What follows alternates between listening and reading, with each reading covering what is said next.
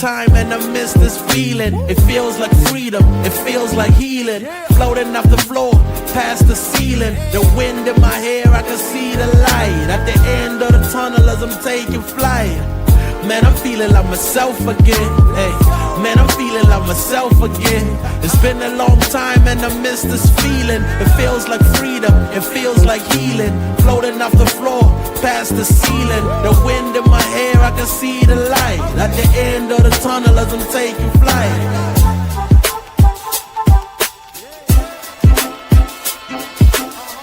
Man, I'm feeling like myself again. Hey, man, I'm feeling like myself again. Angels fascinated, reporting back to the maker. I'm emancipated, blow a kiss out the... Good evening. Welcome to the No BS Show. I'm your host, B. I'm here with our guest, Nate the Great, who's filling in for Sonia. Sonia's doing her law thing, so this show is probably going to be between Nate and James for the next few weeks. So just want to bring them on there. I don't want to put them up, like they have to be on here. So I want to give them a break because they got their lives too. But anyway, welcome again. We are going to be talking about the NFL season upcoming. We got a preseason game going on right now between the Pittsburgh Steelers and the Carolina Panthers, which is in Carolina right now. The Pittsburgh Steelers just scored a touchdown, so it is 7-3. We also got some NFL news just in the making. One of the stories is the NFL trying to crack down on Sellies celebrations. For you guys that don't know what Sellies are, and just the violence of the Sellies, I guess. I mean, they call it sportsmanship, but it's football. It's a bloodbath. So I mean, I can understand some of the things they're talking about, the guns, shooting the gun or taking a gun off the hip, and some of the sexual innuendos. Kids still come there, parents still decide to bring their kids to these games, which is okay, I guess. But at the same time, they're going to see some rated R stuff when they go to the football game. But they are trying to cut down on that and give out some more severe penalties and fines for it. Mostly fines that are attrition to on the field, so that it'll hurt the team that's doing that. I have mixed feelings about that because the NFL is a no fun league sometimes, and I like some of the sellies that they have, and I understand to the point that they don't. The NBA has done this too with the gun point stuff and the rat-tat-tat and stuff. I can understand that. That's violence gestures. The sexual gestures could be interpreted too many ways because some of those are dances. It is what it is. Yeah, you're not humping the ground. Right, yeah. Stuff like that. I mean, what are your feelings on it there, Nate? I mean, I'm kind of split because I understand where the NFL's coming from. There are a lot of young people that do watch the game, and especially in live, you don't want to emulate some of those celebrations in like Pop Warner and stuff like that. But also too, I understand how the NFL players want to celebrate and enjoy with their teammates and all that, and I'm totally fine with that. If they got rid of the guns shooting and all that, I'm not upset about that because, I mean, let's call it what it is. This is a very sensitive subject in the world, and there's people that are pro guns and there are people that don't like guns. And so I don't think that you should take a stance in sports regardless. So I'm okay if you remove that aspect of it. But yeah, celebrations are fun, man. We one of the best celebrations we've seen was the Amon-Ra St. Brown, doing the little pin thing, standing on his head, or the Vikings, that one that they did from that movie, White Chicks, I like the creativity of celebrations. I think that if you score a touchdown in the regular season, you deserve to celebrate it with your teammates and yourself. But yeah, I mean, if all they're trying to do is cut down on maybe like the more borderline celebrations, then I'm okay with that. It's like your mom tells you, if you have to think about it, don't do it. So if it's not along those lines, I'm okay with it. and that was one of the things the NFL pushed out. A lot of big changes are going to happen after this weekend of sports or of football because it's the end of the preseason. It ends on Saturday, and then the cut down will be going to the 53. What do you think who do you think will be some cut candidates that you'll see out there in the NFL? Just name a couple, a few, whatever. Few. I mean, what I've seen consistently, I've seen Romeo Dobbs' name out there, and that's more so because they just have a lot of receivers at that position. I mean, you talked about why they had to move a receiver to a cornerback is because they have so many receivers and they knew that guy wasn't going to get any playing time. So, they have a plethora of receivers that they have to figure out who they're going to keep on the 53-man roster. So I would say he's possibly one of the guys. Adam Thielen. I think Adam Thielen could very well be cut just because, he's older and I could definitely see him going back to Minnesota to finish his career. I don't think it's going to happen, but Anthony Richardson, if they can't find a trading candidate, they could very well release him. And I would, but you might want to just hands with that guy. Yeah, I think some candidates could be Kenny Pickett could be one. Too many. Although they keep saying they want to keep 4 quarterbacks, which I think is nuts. I mean, they got 3 capable quarterbacks. They got Flacco, who they already named as a starter. They got Shedeur Sanders, and they got, Gabriel. Daniel Gabriel, whatever his first name is, Gabriel. Mm-hmm. But so they got 3 capable quarterbacks right there. Huntley probably won't make the cut either because he was just brought in there for injury purposes. Mm-hmm. Brian Robinson, I don't know if they're going to trade him or cut him. They want to trade him, obviously, because it would probably be a better idea for them to do that. But I don't know who's going to take Brian Robinson. Although there are people looking out there are teams looking for running backs right now. So sure, we'll see how that works out. You're right. One of the other ones was Adam Thielen. I don't think he's going to go anywhere because he's like the solid foundation for this young receiver group that the Carolina Panthers have. And I think they'll keep him just for that. I think they have a lot more they can cut. Trust me. Their receiving core is not the greatest. Probably past the rookie and the guy that played last year, Xavier, and then T-Mac, and then Thielen. Those are probably the first 3 that you're going to keep on your team. Other than that, I don't see anybody else. I got older D-line too. Older D-line. Well, they got Jimmy Horn Jr. and Jalen Coker. So, I mean, those guys are really, they just got they're rookies. They come in teams. I don't know what's going on with that one. So, Evan Neal of the New York Giants. He might be one of the cogs up there because they've got a lot of offensive linemen that are doing well in camp. And they've been talking about Evan Neal. Evan Neal has not lived up to his billing since he's gotten on the Giants. He was touted as one of the highly sought-after offensive linemen. And when he got drafted, the first year was the second year was So he's getting to the point where it's you got to go. You got to go. Dwayne Carter is another guy, defensive tackle for the Buffalo Bills.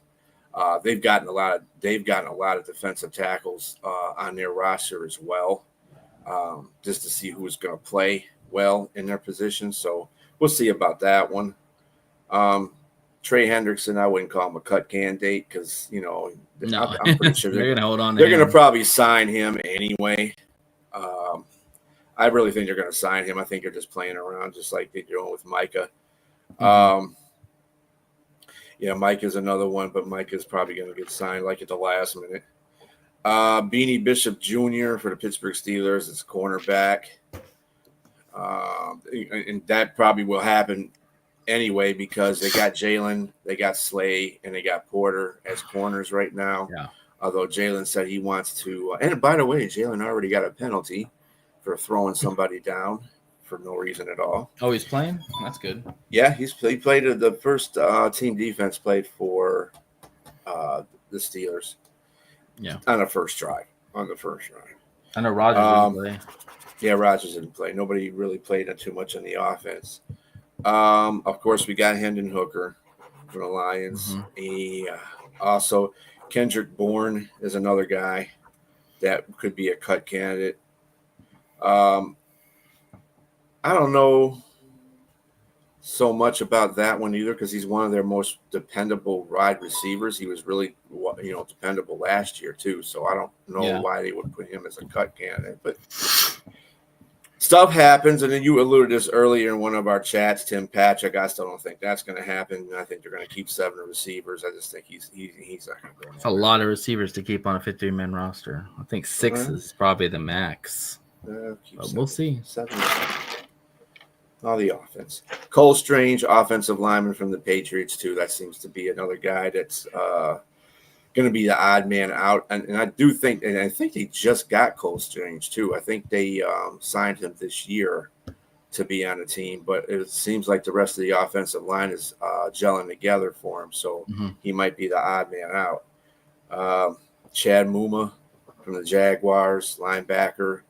Demarius Mathis, cornerback from the Broncos. Those are just a few right there that are cut candidates. And again, we're not counting Hendrickson. We're not counting Micah because those guys will probably be signed by the last minute. They'll be traded before they get cut. You know that. Yeah, I don't think they're too much talent either. Yeah, then it'd be stupid as hell to trade either one of those players because Cincinnati has no defense right now. It's apparent in the 2 games they played. So, well, both teams are very reliant on these players.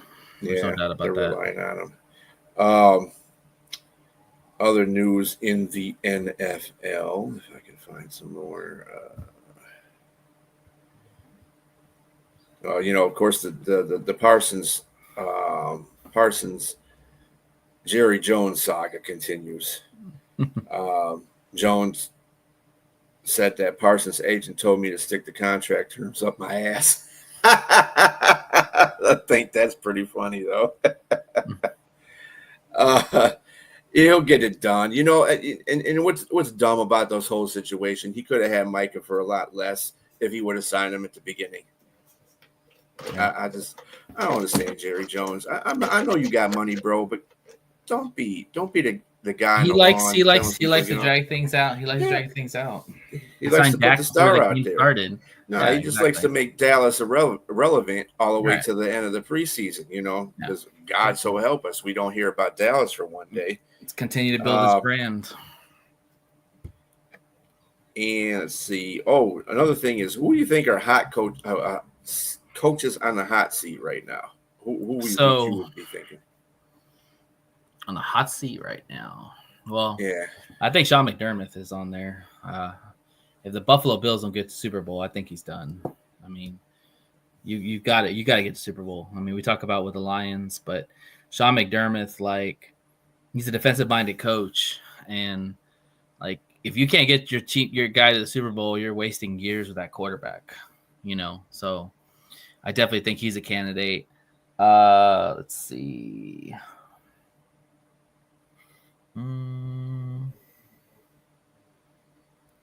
So many new coaches. It's not like there's a lot of big names that are possibly.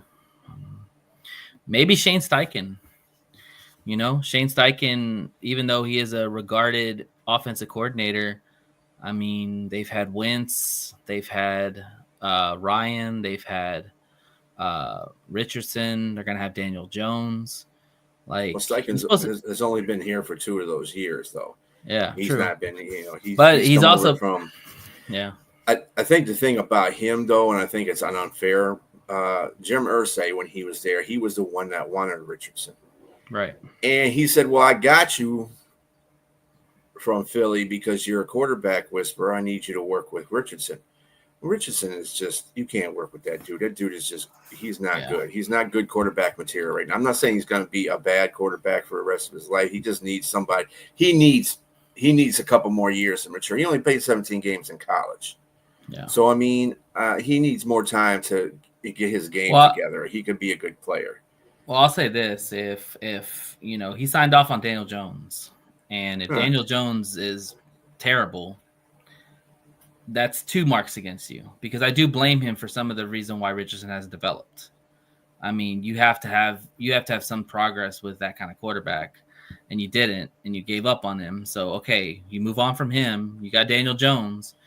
Daniel Jones is more of a veteran guy, so he should be easier to coach up and get better. And if he doesn't, that's 2 marks on you. I don't know. I think the Colts might need a new change there. Well, I mean the daughters that have taken over the franchise. We've had to talk about this in a couple of shows where we feel that the daughters are just going to clean house. They're starting to clean house. That's why I think Richardson probably. I don't know if he'll be there by the end of this season, or if they'll trade him away, or I don't know what they're going to do with him. But they're going to clean house, because these are picks that their dad made, not that they made, and they're trying to move forward. And Irsay was a lot of things. He was a good owner, but he had his faults. And one of those faults was he didn't know how to pick quarterbacks right. He didn't know how to build around quarterbacks, right, which is typical for a lot of owners. And he tried to put his stamp on there, but he wasn't very good at when they had Peyton, they always try to find the next Peyton Manning. Mm-hmm. And when you try to do that, you're going to fail at finding quarterback. Well, also too, I think to be like, anytime you have a change in guard in your ownership, nobody's safe. Yeah. Because ownership's paying all that money, and they're going to look at the books, and they're going to figure out what's working, what's not working. And whenever you don't have your coach wasn't with the previous ownership, or your star player was your previous ownership, you always look at those situations, and then they're numbers people. They're going to see, like, well, what have they done so far in that position? And if it hasn't been enough, then maybe they do want to change, because they want to bring in their own people. So yeah, it's always that situation. Also too, to add, Zach Taylor, I think he's probably the number 1 guy that could be fired and should be fired. If Cincinnati if Cincinnati starts off bad again, there's no doubt in my mind that Zach Taylor will be fired. And also too, like, some of his comments, I don't know if you heard about the comment he talked about his defense in preseason. Like, he basically just shrugged it off, saying, "Oh, it's preseason, I'm not worried about it." That's concerning, because I don't care if it's preseason. If your team's not putting a good effort out there on the defensive side, I'd be concerned, because this regular season's just around the corner, and it's not like your team was world defense. Like, you had struggles last year, and you continue to have struggles, and you don't have your best player out there. And, Shamar, really haven't heard anything with Shamar. And so you got serious problems, buddy. And I think you need to acknowledge those serious problems. You can't just brush it aside and say, "Oh, we're not concerned. It's preseason. Like, it's all going to be better when season starts." Yeah, I'm not buying that. And it could be just the fact he's trying to sidestep the fact he knows his defense sucks. That's he's given what they call a political answer. Yeah, which is not really a political answer, not from ownership, at least. Yeah. At least if you have bad defense, your coach should be chopping it up and talking them up. At least either way. They did this, but we can get better here and we can get better there. Yeah. Either way, if you suck, you need to at least acknowledge that you're working on improving. Like, you can't just act like it's not even a big deal. Yeah, he'd be my number 1 coach for sure. I got Brian Dable. I think that he needs to improve this year. This dude has as many chances in the world to improve. Yes, he had Daniel Jones. Oh, well. I mean, he's supposed to be the quarterback whisperer too. Right. He did wonders with Josh Allen, so I don't know why we were having this problem with Daniel Jones and whatever quarterback. He's got three good quarterbacks right now. But we can argue that there's no quarterback on those rosters that were even close to Josh Allen when he took over that position. I mean, they basically been using Band-Aids as quarterbacks. Like, I mean, re-signing Daniel Jones was a really dumb mistake. They should have probably drafted their quarterback at that time and not re-signed Daniel Jones. The reason I say Brian Dable gets a pass with me is because it looks like they might have something in Dart. And if, right now in the season, they're going to start with Russell Wilson, which they should. And then I think probably by maybe mid-season, I think Dart takes the reins depending on where the team is at. And I think that they're gonna give him another year to see what he can do with Dart as a full-time starter before they fire him. But that's me. Yeah, I don't know. I just don't. I'm not giving him that either. Yeah. I mean, if he goes, they're going to get rid of GM because they both came in hand. So they would have to get rid of the GM too, because there's no way they're going to keep the GM and let Dable Well, walk. again, it all depends on Dart. If Dart is like if Dart comes out and wins some games and plays at a good level, maybe not a Jaden Daniels, but maybe like a Bo Nix or something like that. When he gets the opportunity, then that saves the GM and the coach. Now, if he comes out and looks like shit, I'm sorry, it looks like crap, then that's a different story. Then they probably will. Yeah, I've got, and the other one I got is Mike McDaniel. He definitely this is his. Oh yeah, I forgot about that guy. Yeah. Yeah, Mike McDaniel might be going back to being an offensive coordinator because he is not doing a very good job as a head coach. I mean, I look at Mike McDaniel. I'm sorry. Sometimes when you look at coaches, I mean, I don't know if his players respect him. I mean, I'm sure they do to a point. But you look at the guy; he's a little nerd, and he doesn't he knows how to maneuver football, but he has never played a lick of football. So I mean, the dude doesn't have football written on his face at all. And I'm trying to figure out how those practices go, how games go when he tells players stuff or he gets mad at a player. I'm like, dude, I would be laughing at you. I just ain't got no. There's some coaches that should not be coaches, head coaches. They could be offensive coordinators because they can get away with that stuff. And this is kind of reminds me of the Ben Johnson thing, because Ben Johnson's kind of like got the same attitude as Mike McDaniel. And if he does the same thing and the offense is sputtering, no matter who they got up there, you never know what's going to happen with Ben either. And it's not that I hate Ben. I hope Ben is successful, just not against us. That's all.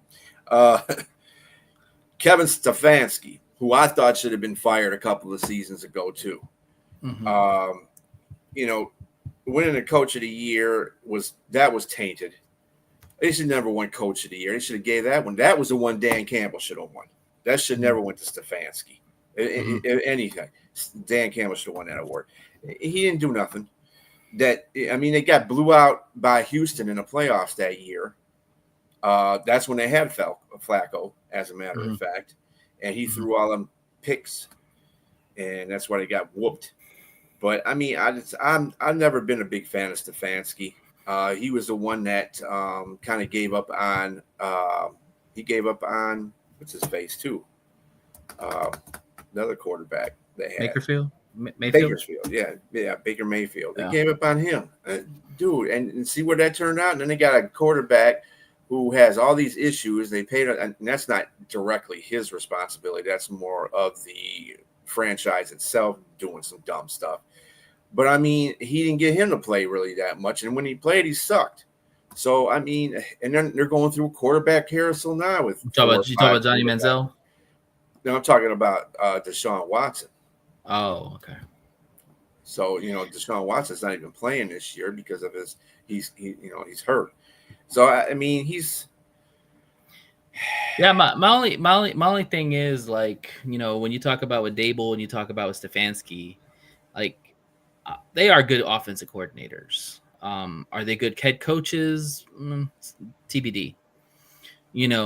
But the thing is that when you have young quarterbacks, but the Giants have more of a case to keep Dable because of the possibility of what Jackson Dart can bring to the table. The Browns really don't, because the Browns right now, they're starting 40-year-old Joe Flacco, and they don't even know who their backup is. They're going to probably keep 4 quarterbacks on the roster, which is insane. So Stefanski probably might be in more trouble. But I always say, like, if you're going to fire a coach, you better bring in somebody that's a lot better than what you have. And I think with Stefanski, if he just gets a good quarterback, and this draft class coming up is really good. You got Drew Aller, you've got possibly Arch, you've got Nussmeier, you've got Kuback from Clemson. you got some good candidates for good quarterbacks. I think you got to keep these coaches to see if they could at least develop one of these talented quarterbacks, because we all agree, right, that Cleveland doesn't have very much talent on their quarterback list. They got a lot of B plus. They have 2 draft picks they got this year. They got to make one of them work. Period. That's your job as a quarterback. I mean, as a head coach, you got to make that work. Right. You can't keep flipping over the script. And And he had Deshaun Watson. Yeah, Deshaun was he had half of his season suspended because of his allegations that were against him. But then, dude, when he came back, he looked like crap. He never looked like the Deshaun Watson that was playing in Houston, that's for sure. So if you are not doing a good job with your a veteran quarterback who looked really good in Houston, and he come over to Cleveland and he just comes back looking like crap, obviously you're not doing something with him to help him out. Like you said, you want to distribute blame on people. That's blame. He's a quarterback. You really don't need to really help out too much. But at the same time, that's your job. Get him ready to go. Yeah, you're supposed to make him better. Yeah, I agree. Yeah. And then you wouldn't be in this position that you're in right now. We got Joe Flacco, who is like old as a century. Then you got Shadur Sanders, who nobody wanted on that team except the owner. And you got Gabriel. And Gabriel is what Stefanski wants and the GM wanted. So, I mean, and so now they're going through, now the GM, now the owner has caused turmoil within those quarterbacks because of this whole situation. Yes, they named Joe Flacco the starting quarterback, but I don't know. For the same reasons you talk about with Jim Irsay being impulsive and going after Anthony Richardson and getting rid of Carson Wentz, Haslam's kind of the same way. Like, he wanted Johnny Manziel. He wanted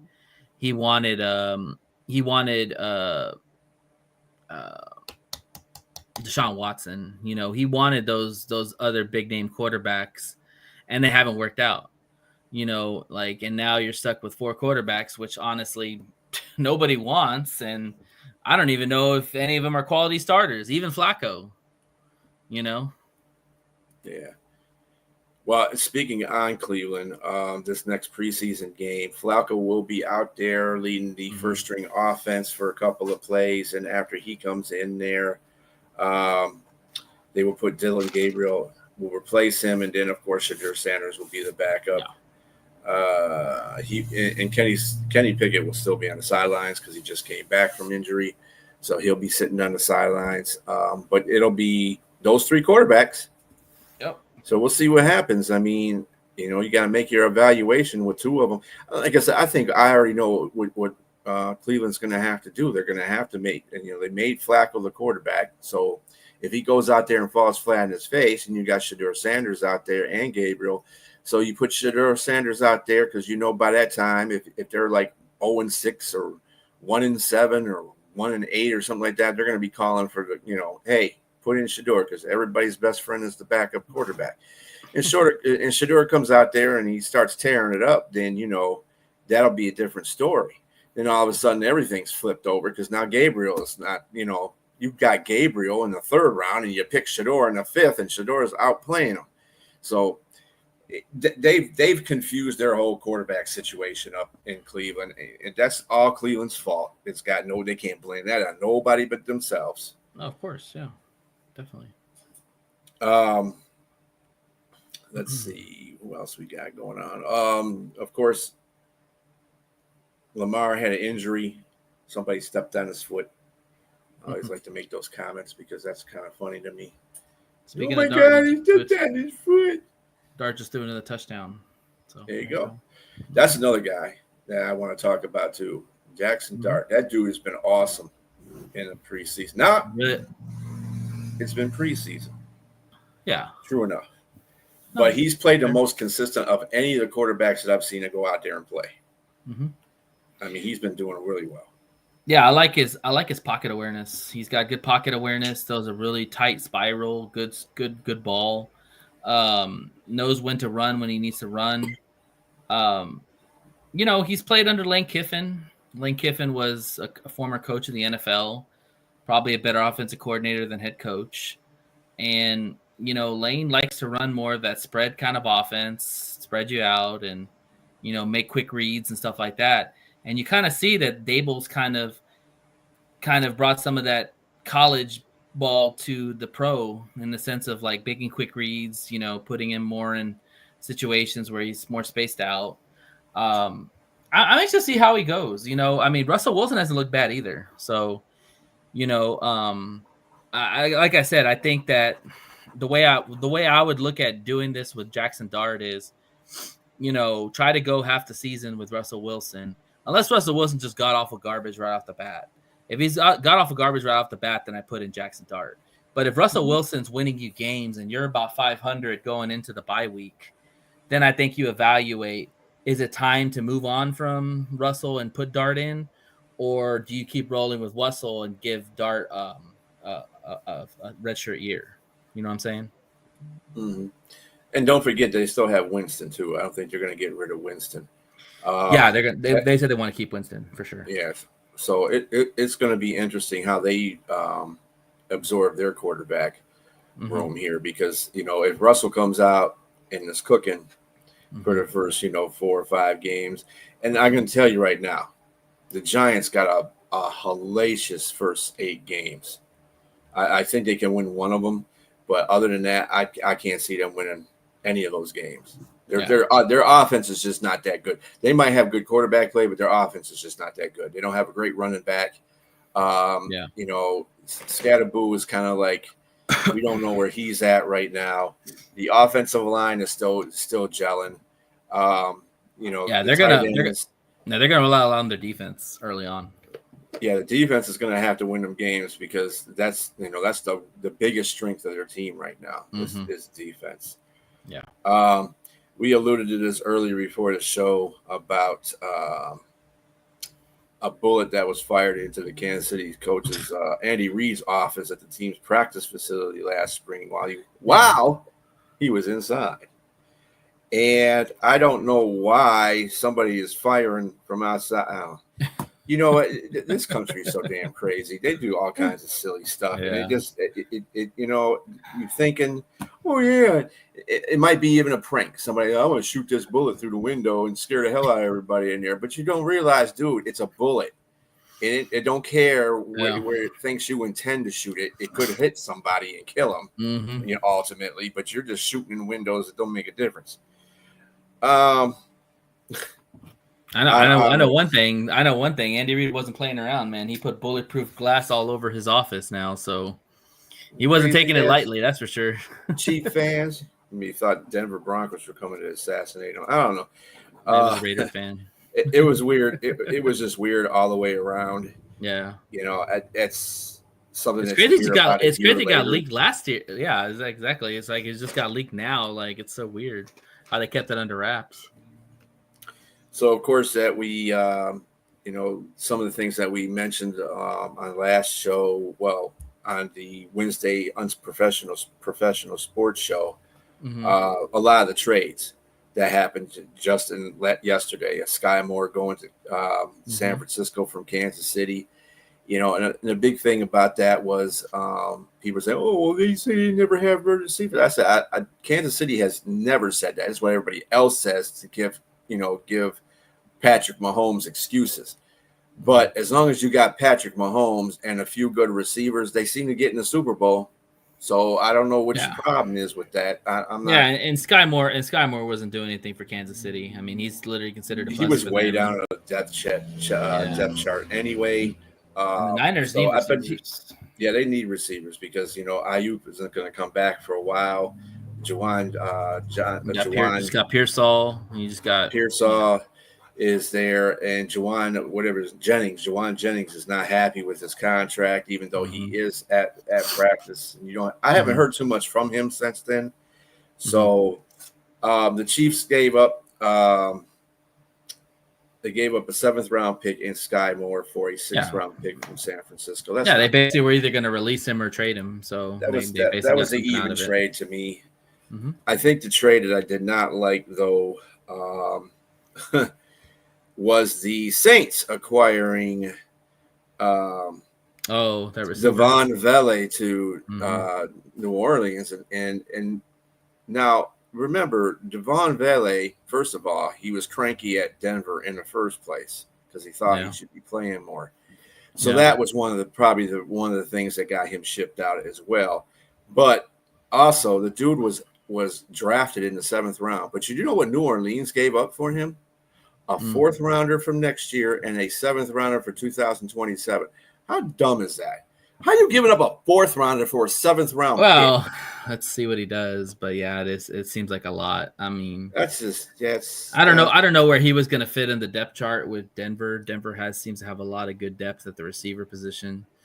Well, I mean, like I said, I think that has mostly to yeah. do with the fact that he has I mean, also displayed some outside dismay. of Shaheed, who else is there on their receiving core? They I got mean, Chris they have. Olave, Well, of course. Brandon Olave is Cooks, the obvious one. Mason Tipton, Cedric Wilson, Dante, but they got a pretty decent receiving room. Mason Tipton has been coming up strong for them lately too. I have no idea who that is. But yeah, I mean, just another guy they add to the roster. Yeah, I guess. But damn. But you're going to I mean, give Shaheed and Olave are a nice little 1-2 tandem if they stay healthy, you know. Well, yeah, if everything goes well, the quarterback play is good and everything else is good, yeah, it should be fine. Right. Speaking of the 49ers, not to just, I don't know what, it's news because nobody has any other news.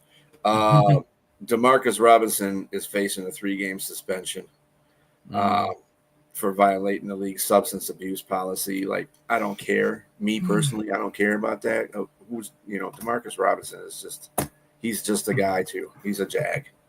Can we talk about Harrison Phillips going to the Jets? Because that was a head scratcher for me. I don't know about being a head scratcher. I think that was a pretty good move. AG's doing exactly what DC did. For AG it was, but for the Vikings it makes no sense. I don't like. Well, they got a lot of backup defensive tackles too. So they got Harrison Hargrove. Phillips is a disruptor. Yeah, with Allen. They got Hargrove. They still got pretty good defensive tackles for Minnesota. I'm happy it happened for. Oh, I am too. Trust me. AG, I mean, that's a loss in the D line. Well, that too, yeah. And he also signed another guy, Briggs. From what team was it? I don't remember seeing him. I can't remember what team it was, but they got another defensive tackle. The Jets did just before they got him. Was Briggs. So they're stacking up on our D line. I see what he's doing. He's basically taking a copy out of DC's book and how to build. He wants to build the team from the interior line out. Build the trenches up. Yeah, he drafted a tackle in the draft. You got to solidify those trenches.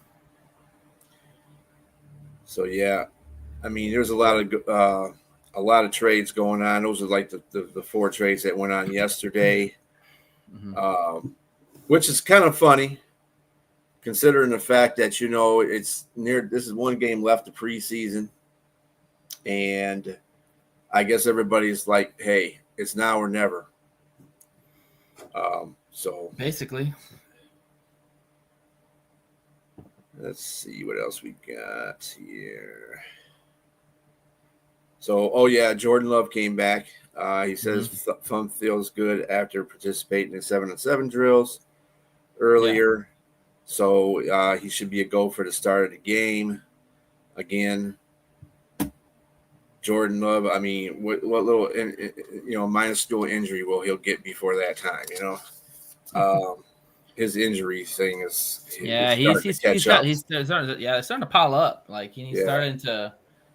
He's one really big injury away from being called a bust. Bust, just injury prone. Period.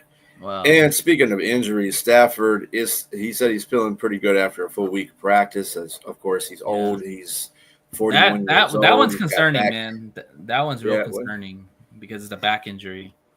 Yeah. If you look at their schedule early on, they play some really good pass rushing teams, and they like to get after the quarterback. And last thing you want is your 37-year-old quarterback getting hit in the back over and over again because you can't protect him. Right. So that'd be something to keep an eye on because the Rams without Stafford ain't good. True. They don't trust point star Jimmy. I'll tell you that. Oh, They'll probably keep remember Stetson Bennett. They got Sexy Stetson. Yeah. Yeah, Keep him. exactly. I don't Yeah, know if he they're going to becomes more use it. I valuable mean, now. yeah, he's just about as old as Stafford. Yeah. Jimmy Ward for the Texans facing domestic violence civil suit charges. I don't know what's going on with the cornerbacks in Houston, but it seems like one of those guys every season has an issue with the law.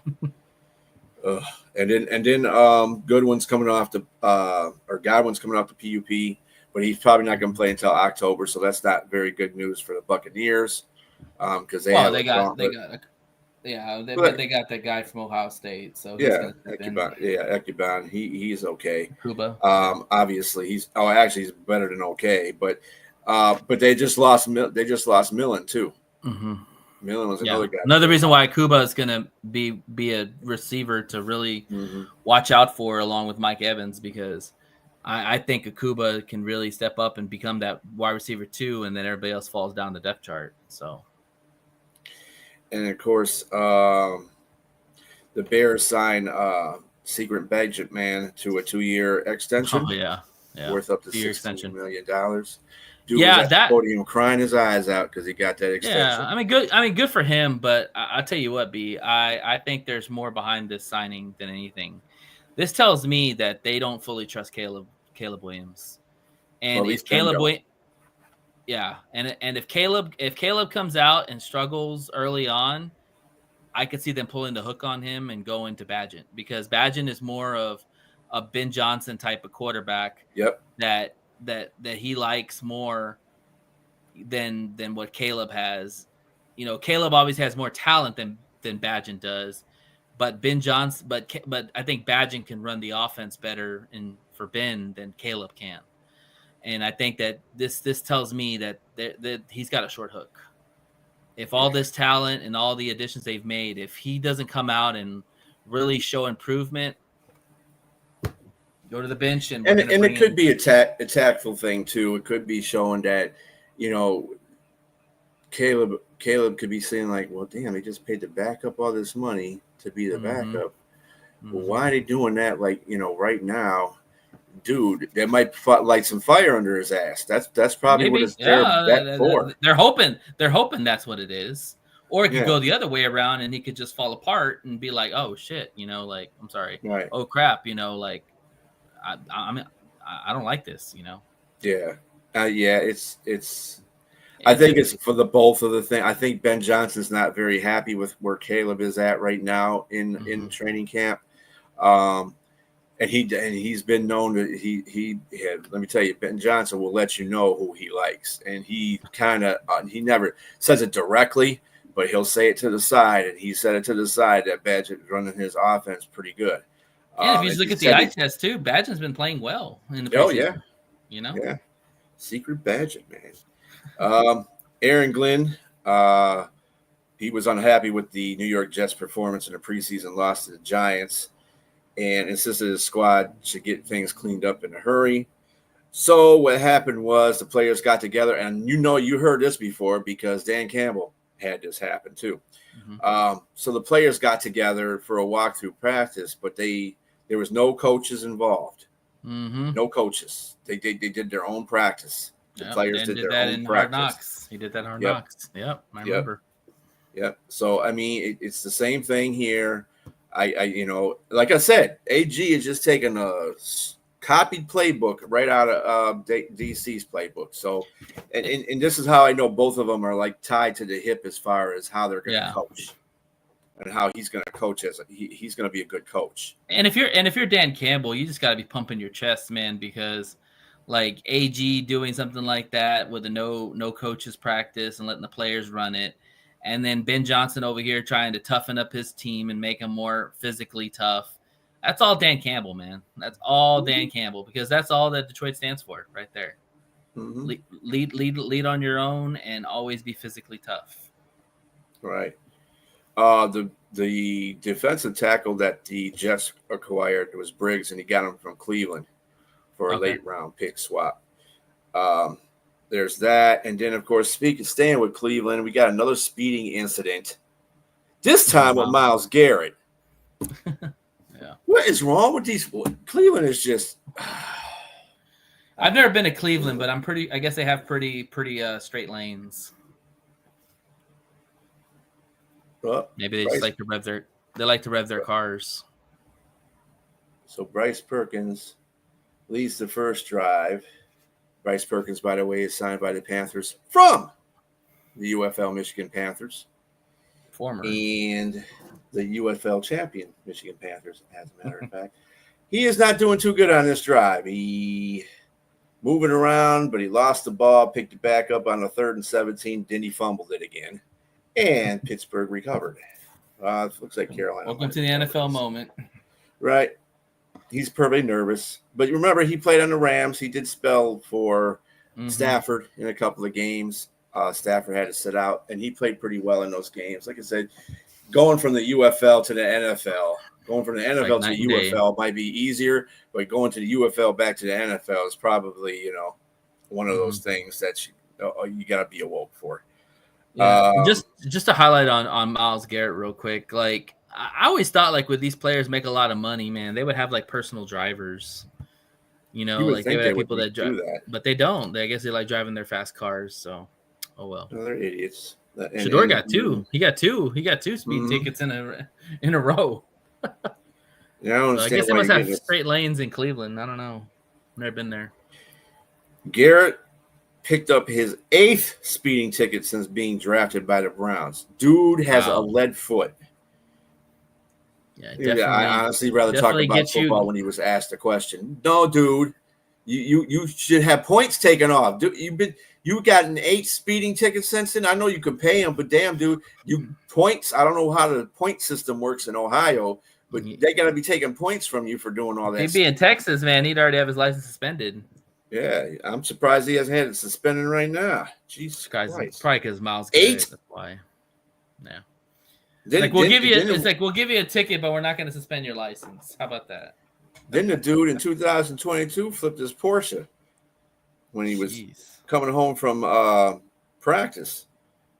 Yeah. He sprained his shoulder. He had failure to control his vehicle at an unsafe speed. He got a ticket for that. No, dude, what are you not going to learn until you die? Let's just one of those learning experiences that you get at the final countdown there. You just let's just say this. He drives his cars like he drives quarterbacks into the ground. So there you go. Well, yeah, but he doesn't get speeding tickets for that. He gets paid for that. That's a difference. Yeah, but still, the aggression he has. The big thing, one of the big things in Titans camp was Cam Ward and Simmons having a scuffle. Yeah, I heard about that. And I like it. Yeah, I mean, Cam Ward said it's just football, and you got to give it to that kid. That kid just came out and said it's just football. That's what happens when you play football. Sometimes you get heated, and we get I don't know if I would have went up against Simmons though, but it happens. Well, you know how this works. Be like being a rookie in the NFL, like to earn your stripes, you gotta sometimes poke the best player on the other side, and Jeffrey Simmons by far is their best player. Oh yeah. And so if you can get his respect, you'll get respect to the team. So I think it was more of just like, hey, let me see how this will work out and see if he'll respect me afterwards. So right. I like it. It says more about Cam's demeanor than anything, that he's willing to do that. So who do you think is going to start for the New Orleans Saints? They haven't named a starter yet, but who do you think will start? Really haven't watched either one of them. I'm going to say Rattler because Rattler played last year, and he gave him some glimmer of a hope that he could possibly be okay. Shucks had some good moments. Honestly, for me, it's really who fits well with a Kellen Moore offense. And when I think of Kellen Moore's team quarterbacks he's had Dak, he's had Jalen Hurts, he's been around guys like Stafford, I'm gonna say Rattler. I'm not a big fan of Rattler, but I think because Rattler played last year, they're not going to give it to a rookie right off the bat unless if they give it to a rookie right off the bat, that tells me right there that they're tanking for Arch 100% right off the get-go. I mean, either way, can you say they're not tanking for him? I mean, for sure. Either but one of the quarterbacks. Yeah. I've been watching. I watched 2 of New Orleans Saints games, and they were doing like kind of like what Hooker and Allen were going through. They would switch starting, and they had Shook play one game start, and then they had Rattler start one game. To tell you the truth, both of them when they started looked like. They didn't look good at all. Yeah. I think Shook played better in the second half of his game. I think he played a little bit better in his starting role. I'm not saying he played much better, but he played a little bit better. And Rattler played good in his second when he was the second quarterback. He played well in that, and he didn't play real good at all as a starter. So, I mean, it's a toss in the air. I mean, with both of them. Remember, this is his second year in the league, so right, exactly. That's why I think he gets the leg up on it. But the dream scenario for the Saints is Arch Manning. Like, have Arch's son play for Archie's old team would be like a match made in heaven. But if they don't get Arch Manning for whatever, let's say if they screw around and win a couple more games, Nussmeier might not be a bad pick for them either, because Nussmeier's from LSU. And that's right down the street. So either way, I think the Saints will be fine with finding a quarterback. But yeah, this year, if you're a Saints fan, it's going to be really, really rough. I'm sure Jay Train over there is shaking his head and preparing himself for a really long season. But you know what? We've had those years, B. Remember? Yeah. I don't feel bad for no team. Nope. Yeah, as a Lions fan. No. New Orleans is not that far removed from a Super Bowl. Was it 2009 they had a Super Bowl? Come on. Anyway. Like Kendrick Lamar says, they ain't like us. Right. They don't know. No team, really. The only team that can say they're like us is Cleveland. Yeah, that's probably the only one that gets a pass. The only one that can say that. But we've been around even longer than Cleveland. It still sucked. Anyway. Exactly. The 3 teams that are eyeing running back trades right now are the Chiefs, the Browns, and the Saints. Speaking of the Saints. The Browns is funny. Of course. You just got rid of Chubbs. But you need a running back. Chiefs I can understand too. I don't think they have much faith in Pacheco anymore. I don't really know who their backup is. I don't think they do. So I don't know. And they got rid of Clyde Hilaire. They got rid of him. Yeah. They just still do got what's his face? Hunt. Yeah, Kareem Hunt. They still have him. If you don't have faith in your starting running back, that's a bad sign too. Because the Chiefs really need some kind of a running game. Right. Both teams would really benefit from a guy like Brian Robinson. Because Brian Robinson's a hard-nosed runner, runs between the tackles. In fact, the Chiefs would really benefit more from Brian Robinson than Cleveland would. Because, like, you put Brian Robinson on the Chiefs along with the weapons they have on the outside, you're talking about a pretty formidable offense, and Mahomes doesn't have to do everything. So that would be the 2 teams I would be trying to trade for Brian Robinson if he's out there. I don't know. I think that's where Robinson would probably go to. Yeah, I don't know who the Browns running back is. I'm trying to look at it right now. It's probably nobody I've heard of. It's probably just a guy. Jerome Ford. Okay, I know. They got Quinshon Judkins too. Well, Judkins, if he got his head out of his, figures things out. He's a good star. He's a good running back. He's like, Ohio State had 2 of the best running backs in college with Henderson and Judkins. Judkins has got talent, man. Like, if he just gets his head on straight, he could be a good running back for them. But then they got Ford, who's a smaller scat back. But I think either way, Robinson would make perfect sense for both teams because they like to run the football. Yeah, the rest of these guys are just a guy. I mean, I don't know who Travion, Pierre Strong Jr. I think I know him a little bit. But Dylan Sampson, nope. Armani Marshall, I don't know who the hell that is. So, I mean, I don't think they're going to – they need a running back. That's probably true. Especially Cleveland, because Cleveland relied a lot on the running game. That's why their quarterbacks were never like all world, is because they relied heavily on that line in the running game, kind of like we do with the Lions. Yeah, they still got to sign Quishon Judkins. They haven't re-signed him yet. Oh, Judkins isn't signed yet? Yeah, he hasn't been signed yet. He's listed as unsigned draft pick, but they'll sign him. They're probably just seeing where his head's at. Hey, real quick, I know we're wrapping the show up, but I keep seeing this on my Facebook. I just want to get your opinion on it. What do you think about the Irish changing their logo? Oh, I never saw that. They're going to change their logo? Yeah, they put a football in his hand now. Before it was like the Duke's up. Now he's got the football pose like Heisman. Oh, you know what that's probably is. That's probably somebody trying to be too damn PC. Oh, we don't want nobody looking like they're fighting. They're called the Fighting Irish. Come on, people. He's gonna sit there with his fist up. I'm not a big Irish fan anyway. That's a long-standing logo that they've had. Yeah, it's a long-standing logo. Stop being soft. Oh, I put a football in his hand so it won't look as threatening. I just thought I'd run that by you because I keep seeing it and I was like, just take a little while to get used to. So Jameis Winston looks like he hit his touchdown to Jalen Hyatt after entering it for who got injured? Somebody got injured. That's the reason why he came in. Well, Dart was in there. It might have been Dart got injured. Ooh, that's not good. That's not good. Yeah, so right now we're still in the second half of the Panthers-Steelers game. I'm going to commercial. I think he just started. He just got. Oh, he did get injured. Dart did. Yeah. Dang it. Pittsburgh is winning 13-10 in the third, and the Giants got a 14-0 lead. So he got hurt, huh? Yeah, he got hurt. Who's been your? Oh, they might have just took him out just to be precautious. Who has been like? I know it's kind of a weird question to ask because it's preseason. I know how much you feel about preseason, but just humor me for a sec. Who has impressed you in preseason? Like who have you said like, man, that could actually be a really good team, or maybe that's going to be a good team. A team or a person? Team. Team. Just give me a team. Yeah.